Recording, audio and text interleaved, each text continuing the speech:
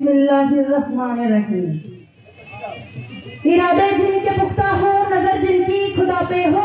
इरादे जिनके पुख्ता हो, नजर जिनकी खुदा पे हो। चला तुम खेज मौजू से वो घबराया नहीं करते। काबिले इज्जत आपके और हमारे हर दिल अजीज लीडर जनाब गौरी शंकर साहब जी और मंच पे बैठे हुए काबिले इज्जत हजरात, यहाँ के बुजुर्ग, मेरी माएँ, मेरी बहनें, मीडिया पर्सन हजरात, अस्सलामु अलैकुम व आदाब। देश मेरा जल रहा है, आग लगी है सीने में। देश मेरा जल रहा है, आग लगी है सीने में। हुक्मरान सब व्यस्त है, खून गई का पीने में। तो राम मंदिर या बाबरी का पक्ष नहीं मैं लाई हूँ। राम मंदिर या बाबरी का पक्ष नहीं मैं लाई हूँ। घायल भारत चीख रहा है, चीख सुनाने आई हूँ। मैं तमाम लोगों को मुबारकबाद पेश करना चाहती हूँ कि ऐसे एजुकेटेड हजरात को आपने यहाँ से इलेक्शन कंटेस्ट करने के लिए भेजा है, क्योंकि आप वो वक्त याद कीजिए जब आप लोगों ने गलत फैसला करके यहाँ पे बीजेपी की हुकूमत को लाया था, लेकिन 70 साल पीछे मेरे यहाँ के बनी के लोग जल रहे हैं, क्योंकि आपके एक वोट की गलती से आज आपका ये हाल हुआ है। मैं आप तमाम हजरात से ये सवाल पूछना चाहती हूँ कि जिस वक्त आपको ये बोल के आपसे वोट, आपकी सपोर्ट ली गई थी कि हम 15 लाख नौकरियां देंगे, बताइए 15 लाख नौकरियां आपको मिली? बताइए जिस डेवलपमेंट की उन्होंने बात की थी वो डेवलपमेंट हुई? उन्होंने कहा था कि सबका साथ सबका विकास, बताइए आज जम्मू कश्मीर में कौन सा सियासत सबका साथ सबका विकास है? उसके बाद उन्होंने कहा था कि बेटी बचाओ बेटी पढ़ाओ। तो मैं यहाँ से प्रधानमंत्री जी से ये सवाल पूछना चाहती हूँ कि बताइए आज हमारी कौन सी बेटी पढ़ रही है? आज हमारी कौन सी बेटी सेफ है? अगर मैं आंगनवाड़ी वर्कर की बात करूं या फिर सोशल वर्कर, जितनी भी मेरी माएँ बहनें हैं जो बाजारों में काम करती हैं, जो गांव देहात में काम करती हैं, मैं यहाँ से प्रधानमंत्री को ये सवाल पूछना चाहती हूँ, बताओ जिस बेटी बचाओ बेटी पढ़ाओ का आपने नारा लगाया था, क्या हमारी बेटियां सेफ हैं? क्या हमारी माएँ बहनें सेफ हैं? अगर कोलकाता की तरफ नजर दौड़ाई जाए और वहाँ का देखा जाए तो मेरी तमाम माओ और बहनों से कहना चाहती हूँ जो सोशल मीडिया का इस्तेमाल नहीं करती, आप अपने भाइयों और बहनों से पूछिए कि कोलकाता में हमारी बेटी के साथ 9-12 दरिंदों ने ऐसा रेप किया और उसका मर्डर कर दिया। मैं यहाँ से सवाल पूछना चाहती हूँ कि बताइए हमारे साथ, हमारी माँ और बहनों के साथ ये क्या हो रहा है? अगर आपने मजहब के नाम पे वोट लेना था, अगर आपने झूठे दिखलावे के साथ वोट लेना था, तो आपने सबका साथ सबका विकास का नारा नहीं देना था, आपने बेटी बचाओ बेटी पढ़ाओ का नारा नहीं देना था। क्योंकि आज अगर चारों तरफ हम देखें, रियासत जम्मू कश्मीर में अंधेरा छा गया है। इसका एक ही कारण है, अगर हम यहाँ से कहें आज कि मौजूदा सरकार गुनहगार है, लेकिन सबसे गुनहगार हम भी हैं जिन्होंने उनको वोट किया, उनको सपोर्ट की और आज हमें ये दिन देखने को मिला।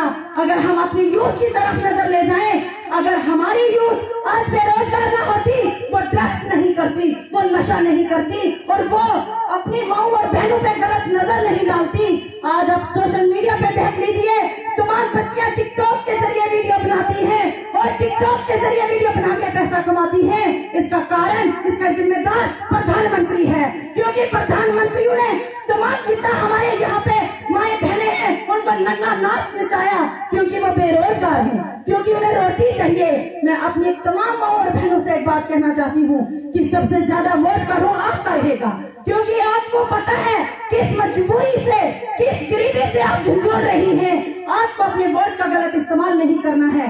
खास करके मैं अपनी बहनों से कहना चाहती हूँ कि आज एक तरफा वोट दीजिए, गौरी शंकर साहब के हाथ आप मजबूत कीजिए और इंशाल्लाह आपने तो एक दिन मेहनत करनी है, आपने ये 1 तारीख को मुसीबत करनी है इनके लिए, तो इन्होंने 5 साल आपका काम करना है। ये 5 साल मुसीबत में जा रहे हैं, क्योंकि मैं आपसे वादा करती हूँ कि जनाब गुलाम नबी आजाद सब किसी की तारीफ के मोहताज नहीं है। रियासत जम्मू कश्मीर में उनकी शख्सियत को माना जाता है। मैं आपसे वादा करती हूँ कि जब आप गौरी शंकर साहब को यहाँ से अच्छे मार्जिन में जिताएंगे तो आप हमारा भी कृपा कर सकते हैं, क्योंकि एक गौरी शंकर साहब के साहब खड़े हैं। एक गौरीशंकर साहब की ये जिम्मेदारी नहीं है, ये हम सबकी जिम्मेदारी है। मैं अपनी माओ और बहनों से कहना चाहती हूँ, वो वक्त याद कीजिए जब आजाद साहब की हुकूमत होती थी और मेरी तमाम माएँ, मेरी बहनें अगर रात के 12 बजे भी बाजार जाती थी वो सिर्फ वापस आती थी। लेकिन आज मेरी माएँ बहनें दिन के 12 बजे भी अगर घर से निकलती है, लेकिन वो इस उम्मीद से नहीं जाती है कि शायद हम इज्जत से वापस आएंगे अपने माँ बाप के पास कि नहीं आएंगे, क्योंकि ऐसा अंधेरा छाया हुआ है। तो अगर मैं डोडा की बात करूं, यहाँ के तमाम हजरात शायद डोडा नहीं गए होंगे। वहाँ के बीजेपी के जो कैंडिडेट हैं वो क्या बात बोलते हैं अपने स्टेज से और अपने मंचों से, कहते हैं कि यहाँ पे डेवलपमेंट की लड़ाई नहीं है, यहाँ पे बेरोजगारी की लड़ाई नहीं है, यहाँ पे लैंड गारंटी की लड़ाई नहीं है, यहाँ पे अगर लड़ाई है तो वो हिंदू मुसलमान की लड़ाई है। अरे शेर कहती हूँ मैं ऐसी पॉलिटिक्स पे जो ये मुद्दे लेके आज हमारी पब्लिक के सामने इलेक्शन कॉन्टेस्ट करने जा रहे हैं। मैं उन्हें यहाँ से कहना चाहती हूँ कि अगर हिंदू दिल है तो धड़कन मुसलमान होगा, अगर हिंदू दिल है तो धड़कन मुसलमान होगा।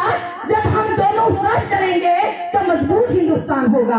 क्योंकि हमें पॉलिटिक्स करनी है, हमें राजनीति करनी है, हमें ऐसी राजनीति नहीं करनी है जिससे हमारे भाईचारे में फर्क आए, जिससे हमारी तमाम कौमें बढ़ जाए। क्योंकि जब हम जम्मू कश्मीर के लोग एक होके मुत्तहिद होके ऐसे कैंडिडेट को चुनेंगे तो इंशाअल्लाह रहमान हम सारे हिंदू मुस्लिम भाई अमन से रहेंगे, तरक्की होगी हमारे मुल्क में। अगर हम नफरतें बांटेंगे तो हम कुछ नहीं कर पाएंगे। लास्ट में मैं आप लोगों से एक शेर कह के रुखसत हो जाना चाहूंगी। या खुदा मेरे मुल्क को ऐसा निजाम दे, या खुदा मेरे मुल्क को ऐसा निजाम दे, मुल्ला बजाए घंटी तो पंडित अजान दे। या खुदा मेरे मुल्क को ऐसा निजाम दे, मुल्ला बजाए घंटी तो पंडित अजान दे। कुछ तुम बनो इंसान, कुछ हम बने इंसान, कुछ तुम बनो इंसान, कुछ हम बने इंसान। हम पढ़ ले तुम्हारी गीता, तुम पढ़ लो हमारा कुरान। हमें भाइयों समझ जाओ नफरत का ये बयान, बचा लो इस गंदी सरकार से ये प्यारा हिंदुस्तान। लास्ट में मैं ये कह के रुखसत हो जाना चाहूंगी कि कुरान पाक को और गीता को कभी लड़ते नहीं देखा, कुरान पाक को और गीता को कभी लड़ते नहीं देखा, जो इन पे लड़ते हैं उनको कभी पढ़ते नहीं देखा। बहुत बहुत शुक्रिया। खुदा हाफिज़।